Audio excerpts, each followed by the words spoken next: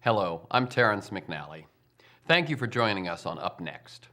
World population keeps growing, yet we're running out of fossil fuels.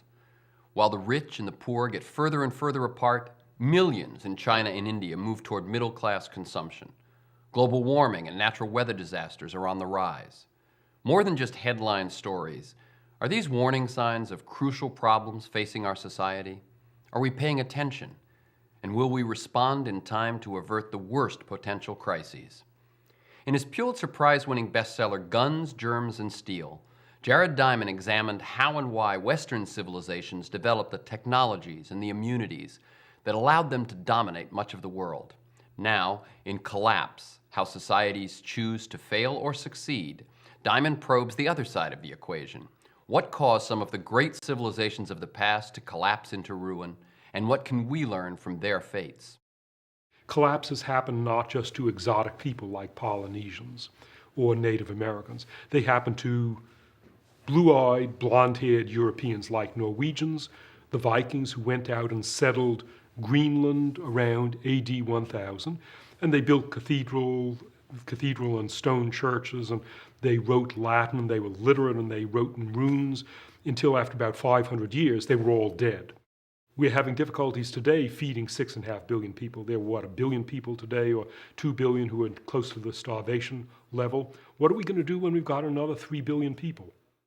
A professor of geography at the University of California, Los Angeles, Jared Diamond is the recipient of a MacArthur Foundation Fellowship and has been elected a member of the National Academy of Sciences, the American Academy of Arts and Sciences, and the American Philosophical Society. His other books include The Third Chimpanzee and Why is Sex Fun? Diamond's field experience includes 21 expeditions to New Guinea and neighboring islands to study ecology and the evolution of birds. As a conservationist, he devised a comprehensive plan, almost all of which was subsequently implemented, for Indonesian New Guinea's national park system. He's a member of the board of directors of World Wildlife Fund USA. Welcome, Jared Diamond. Thank you for letting us into your home. Thank you, and it's nice to be with you today. Could we give the audience some sense of your personal path? For instance, how do you even describe what it is you do and how your work evolved over the years?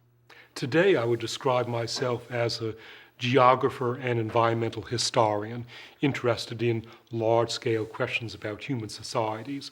But I began at age 7 as a bird watcher, and then for about 40 years, from the 1950s until 2002, I was the world's expert on the gallbladder. I taught medical students, and my specialty was laboratory physiology. But on the side, I've been pursuing careers in New Guinea bird, evolutionary biology, and increasingly human environmental history. Till today, I would describe myself as a geographer. The problems that we face, they're obvious. They're the ones that people talk about all the time.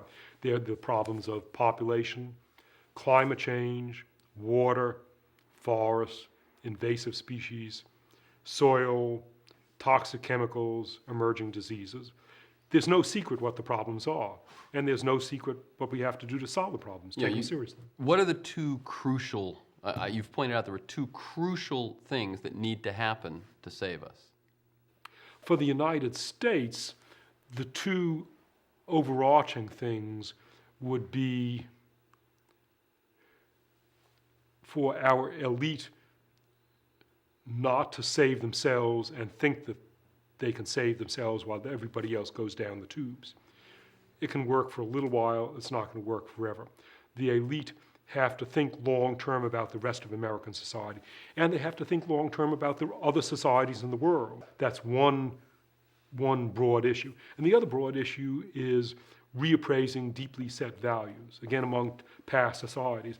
The ones that succeeded were ones that were willing to undertake these painful reappraisals, as Japan did with the Meiji Restoration, and as Europe has in the past 50 years in working towards the European Union and getting away from these nationalistic European states that have caused so much misery. And Europeans have realized in the past, okay, but after World War I and World War II, never again.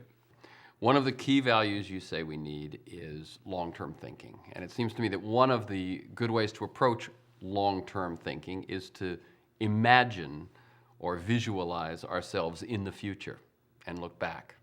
So if you were to place yourself, Jared Diamond, at 2020 or 2025 and you look back, did humanity turn things around? And if we did, how did it happen? Let me fast forward 50 years to the year 2055, when my twin sons will be the age that I am today. And instead of asking what is the worst case scenario, which is a whole world like Rwanda, let's ask what's the best case scenario.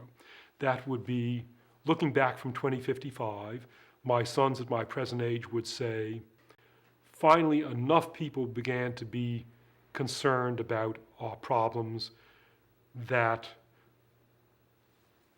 the balance tipped towards solving the problems instead of ignoring them. And so not just Americans, but Europeans and Japanese and the people of the Philippines and Solomon Islands and Dominican Republic, people around the world